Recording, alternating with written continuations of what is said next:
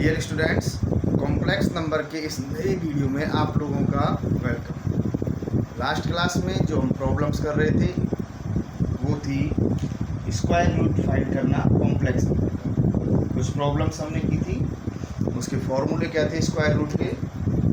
z is equal to a plus iota b होता है तो रूट z यानी under root a plus iota b is equal to फॉर्मूले थे आपके under root mod z plus real part of z upon 2 plus iota root mod z minus real part of z upon 2 when imaginary part of z is greater than 0। And second formula था आपका root mod z plus real part of z upon 2 minus iota under root mod z minus real part of z upon 2 when imaginary part of z is less than 0। कुछ problems और देख लीजिए जो आपने की होंगी पिछली क्लास में जो आपको सिखाया था उससे। एक दो प्रॉब्लम्स और देख लेते हैं, उसके बाद नेक्स्ट टॉपिक करते हैं। क्वेश्चन लेते हैं हम -11 -60 अंडर रूट -11 -60 रूट -1 का मतलब होता है जेड के इक्वल लिखें -11 -60 under root -1 is equal to iota. यहाँ आपका जो इमेजिनरी पार्ट ऑफ जेड है वो कितना है -60 लेस देन 0। तो सेकंड वाला फॉर्मूला आपको यहाँ अप्लाई करना है। तो root z is equal to modulus of z is equal to under root -11 का स्क्वायर प्लस -60 का square then under root 121 plus 3600। ठीक है ना। ये हो जाएगा आपका कितना अंडर रूट 3721 का हम रूट फाइंड करते हैं। 3721 6636 रिमाइंडर इज 1 6 6 12 21 1 1 121 0 कितना है 61 आ गया इसका अंदर होगा ना। It is 61। तो मॉड जेड आपका 61 plus real part of z is -11 upon 2 minus iota because real imaginary part of z is less than 0। Mod z 61 minus -11 upon 2 then root z is equal to under root 61 minus 11 upon 2 minus iota under root 61 plus 11 upon 2 then it is 61 minus 11 is कितने हुए 50 upon 2 का root minus iota ये हो जाएगा 22 upon 2 ये 25 और ये 36 then it is 25 का 5 माइनस आयोटा 6 रूट जेड की वैल्यू आ गई आपकी 5 minus iota 6 is root z. ठीक है ना। प्लस माइनस और लगा दीजिए आगे क्योंकि अंडर रूट हमेशा क्या होता है plus minus and plus minus. इस तरह से हमने देखा है कि हम स्क्वायर रूट कैसे फाइंड करते हैं कॉम्प्लेक्स नंबर का। चलिए एक प्रॉब्लम और देखिए इसी टाइप की रूट निकालने की। इसे मैं इरेज करता हूँ, आपको समझ में आ रहा होगा। वीडियो देखते रहिए, लेक्चर आपके लिए बहुत अच्छे बनाए जा रहे हैं और लगभग कॉम्प्लेक्स नंबर में आपको सारी प्रॉब्लम्स करा दी गई हैं। इसके बाद आपका ये लेक्चर अपने लास्ट मोड में पहुंच जाएगा।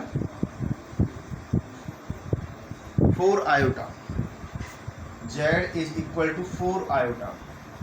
4 आयोटा, आयोटा जो भी है इसे लिख सकते हैं हम क्या, z is equal to 0 plus iota 4। Real part of z is equal to 0 and imaginary part of z is equal to 4। Correct. 4 है ग्रेटर देन क्या है, 0 है। फर्स्ट वाला फॉर्मूला अप्लाई होगा, mod z is equal to under root 0 plus 4 का square, यानी root 0 plus 4 in 16 is equal to 4। Correct. तो under root z is equal to root mod z is equal to 4 plus real part of z, real part of z is 0 upon 2 plus minus plus iota root mod z is 4 minus real part of z upon is equal to plus minus under root 4 upon 2 plus iota root 4 upon 2 time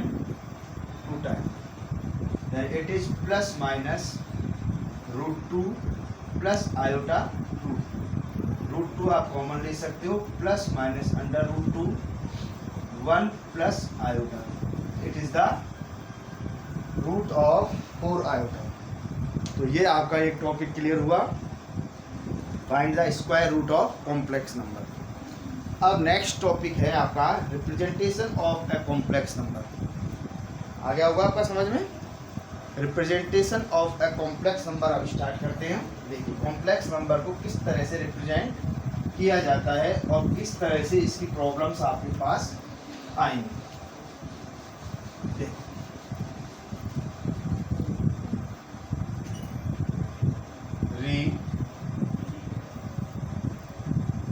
representation of complex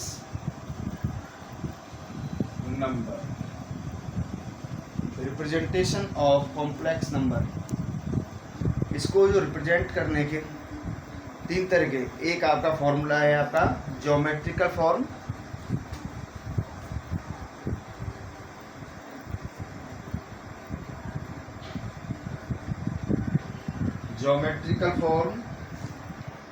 second है आपकी vectorial form और third है आपकी trigonometrical form, और इसी को कहते हैं हम पोलर फॉर्म। सबसे पहले आती है आपकी फॉर्म होती है ज्योमेट्रिकल रिप्रेजेंटेशन। ज्योमेट्रिकल रिप्रेजेंटेशन किस तरह से इसका किया जाता है, देखिए ज्योमेट्रिकल रिप्रेजेंटेशन करने के लिए हमारे पास तरीका ये होता है, ये आपका z is equal to x plus iota y, एक कॉम्प्लेक्स नंबर को रिप्रेजेंट कर रहे हैं।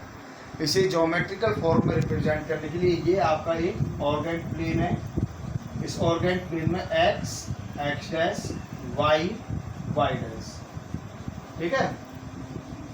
ये आपका real part of z x axis पर, imaginary part of z y axis पर हम रिप्रेजेंट करते हैं। ये यहाँ x, 0 इसे अपन 0, y कहेंगे, और ये कोऑर्डिनेट आएगा p या x, y, ये p x, y होगा। ये इसका ज्योमेट्रिकल रिप्रेजेंटेशन है, ठीक है। यदि इस तरह से है, ये आपका -x, 0 और ये 0, y, यहाँ जो होगा आपका p पॉइंट -x, y, जो आपका z कॉम्प्लेक्स नंबर होगा वो होगा -x plus iota y। Third quadrant में स्थिति ये होगी, 0, -y -x, -y, then it is z is equal to -x -iota y। और फोर्थ क्वाड्रेंट में ये P पॉइंट का स्थिति होगी आपकी x, -y, then z is equal to x -iota y। ये एक ऑर्गेन प्लेन में हम किसी कॉम्प्लेक्स नंबर को रिप्रेजेंट करते हैं।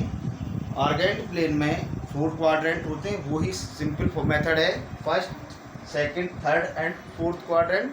फर्स्ट क्वाड्रेंट में x and y are positive, second quadrant में हम देखते हैं x नेगेटिव और y पॉजिटिव, थर्ड क्वाड्रेंट में दोनों नेगेटिव होते हैं, फोर्थ क्वाड्रेंट में x पॉजिटिव और y नेगेटिव।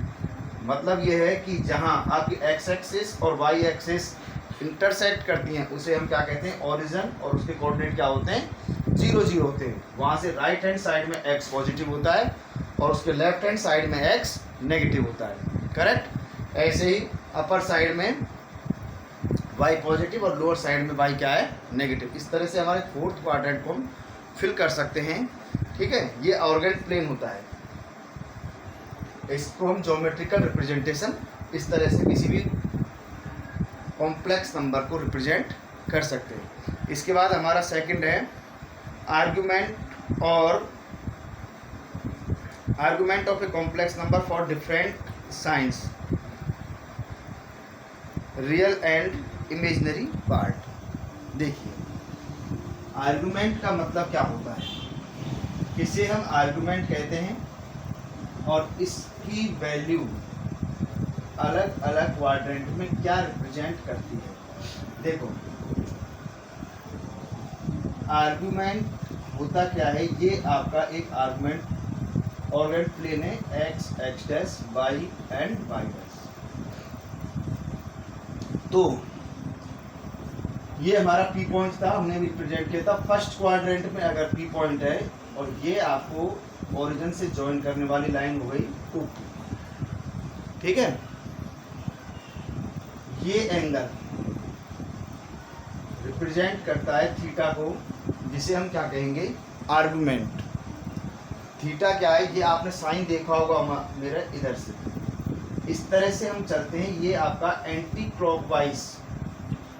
क्लॉकवाइज जब आप चलोगे तो एंगल्स की वैल्यू बढ़ती है। तो यहाँ जो डेफिनेशन हुई आर्गुमेंट की, एक्स एक्सिस की पॉजिटिव डायरेक्शन में जो एंगल बनता है किसके साथ, एक्स एक्सिस के साथ, किसका, इस पी पॉइंट का जो एंगल बनेगा उसे हम क्या कहेंगे, आर्गुमेंट कहेंगे। क्या कहेंगे, आर्गुमेंट कहेंगे। देखिए, तो ये थीटा फर्स्ट क्वाड्रेंट है, तो यहाँ आपका फर्स्ट क्वाड्रेंट में alpha is equal to theta रहेगा। सेकंड क्वाड्रेंट में आप पहुंचोगे तो सेकंड क्वाड्रेंट में P की पोजीशन ये होगी। तो ये एंगल अगर हमारा क्या बन रहा है, थीटा बन रहा है, लेकिन आर्गुमेंट होगा ये, क्योंकि पॉजिटिव डायरेक्शन ये है। ये टोटल कितना होता है, 180 का होता है, इसमें से कितना निकल जाएगा, थीटा निकल जाएगा। तो क्या आएगा, ये पाई माइनस थीटा, यानी alpha is equal to pi minus theta. ये आपका आर्गुमेंट होगा second quadrant, correct. Third quadrant में ये स्थिति होगी कि आपका यहाँ कहीं पर भी ये आपका एंगल बनेगा, है ना। तो ये और ये स्थिति हुई, है ना।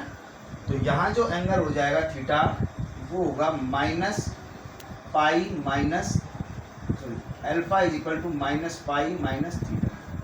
इसको लिख सकते हैं क्या, थीटा माइनस पाई। और फोर्थ क्वाड्रेंट का ये हिसाब होगा कि आपका इस तरह से P पॉइंट को रिप्रेजेंट करेगा और ये एंगल होगा, ये माइनस का एल थीटा होगा, alpha is equal to minus theta. First quadrant, second quadrant, third quadrant और फोर्थ क्वाड्रेंट। इन चारों क्वाड्रेंट्स में हमने एंगल को आपको यानी आर्गुमेंट को रिप्रेजेंट किया। एक वर्बली इसको यहाँ लिख लेते हैं। फर्स्ट क्वाड्रेंट में alpha is equal to theta, second quadrant में alpha is equal to pi minus theta, third quadrant में alpha is equal to theta minus pi, या लिख सकते हैं माइनस पाई माइनस थीटा, और फोर्थ क्वाड्रेंट में आपका alpha is equal to minus theta, alpha equal to minus theta. ठीक है, ये आपका आर्गुमेंट को रिप्रेजेंट करेगा। आई बात समझ में? देखिए, इससे हम आर्गुमेंट निकाल लेंगे अच्छी तरह से। अब इसका मतलब है क्या, इसको क्या वैल्यू है थीटा, किस तरह से हमको फाइंड करना है। थीटा निकालेंगे कैसे हम, पहले थीटा निकालना देखें। तो ये आपका पी पॉइंट मैंने जैसे फर्स्ट क्वाड्रेंट में लिया, और इस फर्स्ट क्वाड्रेंट में ये पी को रिप्रेजेंट कर रहा है एक्स कॉमा वाई को, ये ओ है, यहाँ पर आपका एक्स कॉमा 0 है, और ये आपका 0 कॉमा वाई। ठीक है, इसे एक्स एक्सिस पर, ये वाई एक्सिस पर, ये cos theta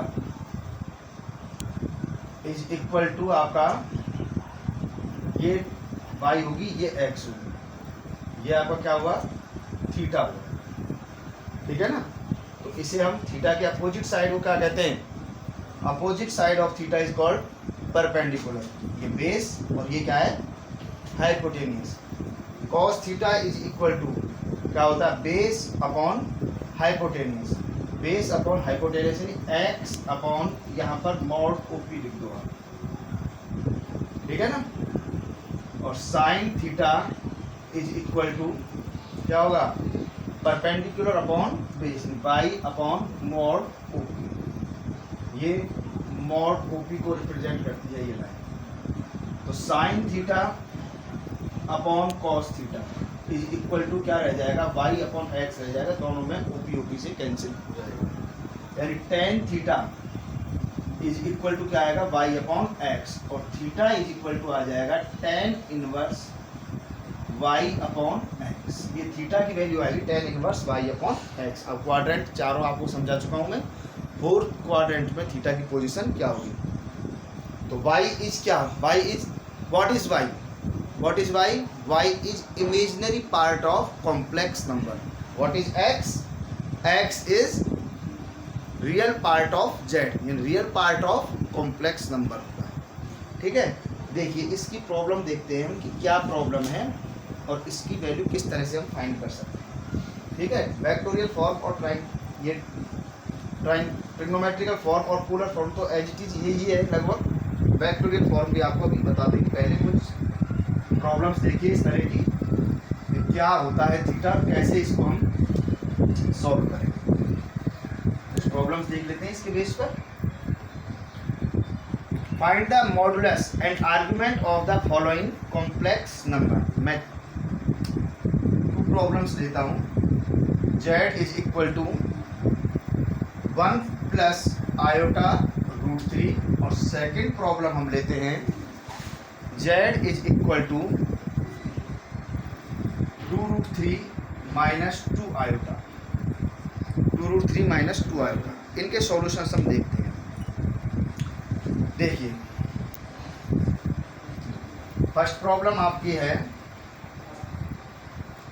z is equal to 1 plus iota root 3, इसका मॉडुलस फाइंड करना है। तो मॉडुलस तो आप जानते हो, mod z is equal to under root 1 का स्क्वायर प्लस रूट 3 का square, then mod z is equal to under root 1 plus 3, यानी रूट 4 हुआ ये, और रूट 4 की वैल्यू क्या होती है, तो ये तो आपका आ गया modulus of z।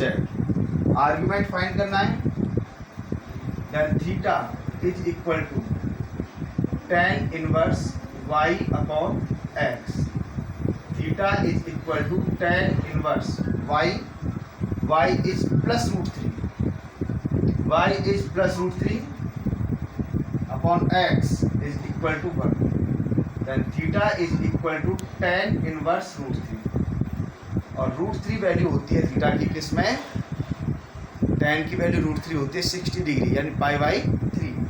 Then theta is equal to π/3। अब ये भी हमको मालूम है कि ये क्या है, आपका फर्स्ट क्वाड्रेंट है, प्लस है 1 इज ग्रेटर देन 0 और plus √3 is greater than 0। Imaginary part और रियल पार्ट दोनों क्या है, real part of z is greater than 0, also imaginary part of z is greater than 0। So it is first quadrant, तो theta is equal to क्या रहेगा, π/3। तो इसका जो argument of z is equal to π/। इस तरह से आप आर्गुमेंट फाइंड कर सकते हैं। इसका आगे होगी बात आपको समझ में। सेकंड प्रॉब्लम देखते हैं। सेकंड प्रॉब्लम आप देखिए, इसको इरेज करता हूं, इसका सॉल्यूशन हम देखते हैं।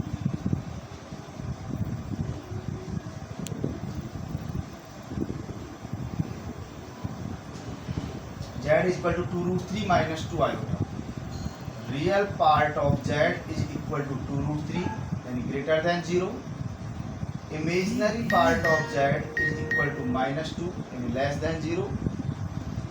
Modulus of z under root 2√3 का whole square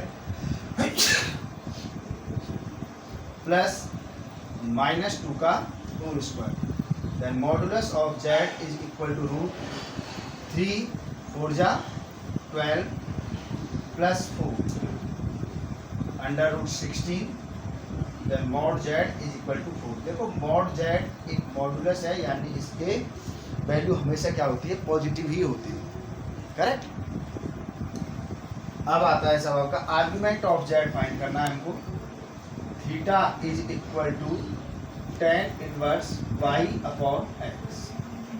theta is equal to tan inverse, यहाँ नेगेटिव नहीं लेंगे, यहाँ जैसा है वो लिखेंगे 2/2√3। आप पॉजिटिव वैल्यू लीजिए, उसके बाद आपको निकालनी है वैल्यू क्या होगा। तो 2 से 2 गया, थीटा इज इक्वल टू क्या आ गया, tan इनवर्स 1/√3 और ये आपकी वैल्यू होती है π/6 यानी 30 डिग्री की। लेकिन ये क्या है आपका, कौन सा क्वाड्रेंट हो गया ये, यहाँ x positive y negative, real part positive और इमेजिनरी पार्ट क्या, नेगेटिव। ये आपका फोर्थ क्वाड्रेंट हो गया। फोर्थ क्वाड्रेंट में थीटा इज इक्वल टू -π/6 होगा। Theta equal to minus alpha होता है, -π/6। Then argument of z is equal to -π/6। Argument of z is equal to -π/6। अब ये कुछ प्रॉब्लम्स आपको मैंने आर्गुमेंट और इसके मॉडुलस के बारे में समझाई और इनका रिप्रेजेंटेशन समझाया किसमें, ज्योमेट्रिकल फॉर्म में। अब आपको इस बेस पर प्रॉब्लम सॉल्व करनी है और इनके आर्गुमेंट और मॉडुलस आप निकाल के देखेंगे। इससे पहले मैंने जितनी वीडियो कराई है इनमें कॉम्प्लेक्स नंबर का बहुत बड़ा भाग आपको कराया गया है। नहीं देख रहे हैं वो उन वीडियोज़ को देखें। जो मुझसे जुड़ रहे हैं उनके लिए बहुत बहुत धन्यवाद, और जो नहीं जुड़ रहे उनसे मैं यही है कि अगर आप लोगों को मेरा जो पढ़ाता हूँ समझ में आता है तो मेरे चैनल को सब्सक्राइब कीजिए, लाइक कीजिए और शेयर कीजिए और अधिकतम इससे ऐड होने का प्रयास कीजिए। मैं आपको पूरा का पूरा 11th का एक ऐसा पोर्शन सॉल्व करा दूँगा या कराऊँगा जितने समय में आपको वीडियो जाएंगी कि आपको अच्छा लगेगा कि हम एक बेस से प्रॉब्लम सीखते जा रहे हैं। जिस बेस से प्रॉब्लम सीखोगे तो आगे की जो आप कहते हो हाई-फाई एजुकेशन, हाई-फाई एजुकेशन का मतलब क्या होता है, कोचिंग वाली एजुकेशन, लेकिन उसमें बेस नहीं होता है। हम आपको यहाँ पर आपको बेस से जोड़ेंगे, उसके बाद उस एजुकेशन तक ले जाएंगे। तो आपके आईआईटी में प्रॉब्लम यही आती है कि हमें बेस क्लियर नहीं होते, उससे पहले हम ट्रिक्स सीख जाते हैं, लेकिन बेस बिना पढ़ाई अधूरी होती है। दोनों माध्यम से मैं आपको जोड़े रखूँगा, आपका एकेडमिक में भी और कोचिंग में भी। इसलिए सबसे ज़्यादा बात यही है कि आप चैनल को लाइक, सब्सक्राइब और शेयर करें। इसके बाद नई वीडियो के साथ मैं आपके साथ फिर होऊंगा कॉम्प्लेक्स नंबर में। तब तक के लिए थैंक यू, धन्यवाद।